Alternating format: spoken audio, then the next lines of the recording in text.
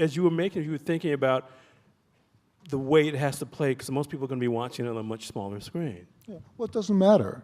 No? No, it doesn't matter what size the screen is. I mean, everybody's, you know, nobody watches television anymore, I don't think, except for cable. I got 1,000 kids, and none of them know what a television is. And I think the movie business is probably dead. And so everybody watches the things on a small screen. So you got to be able, I think that's probably good, because you got to be able to tell a story.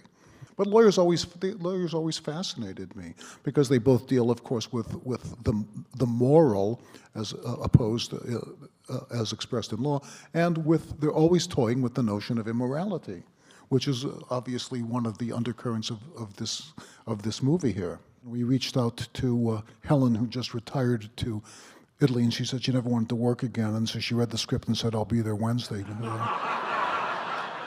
God bless her. I can't think of a higher compliment, unless it's the first words my wife ever said to me, which were, "Yeah, why not?" The first rule of show business, I understand, is when you get on, be on.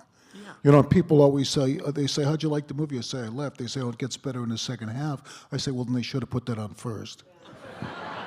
The main thing, as George Stevens said, is film is just one scene effectively superseded by the next. Isn't that it? Right? If one scene doesn't absolutely lead you to the next, cut it out.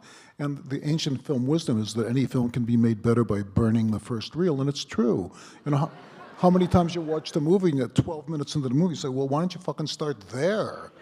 What we really miss from movies over the last 30 years is the music is not thematic anymore, because everybody insists on a temporary score. A temp track that you basically use. Yeah, so you're wasting all your time and money on a temp track, which is the movie score's got to sound like some other movie's music, because it is some other movie's music. And someone said, "How can you write this having never met Phil Spector?" And I said, "You know, I can write crazier than he can talk, so that's..." He's flawed, just like, you know, he's completely sure, but he's often wrong, you know. Which is the essence, by the way, of both writing and directing, is never uncertain and usually wrong. Let's thank David Mamet for being here. Thank you, guys. Thank you.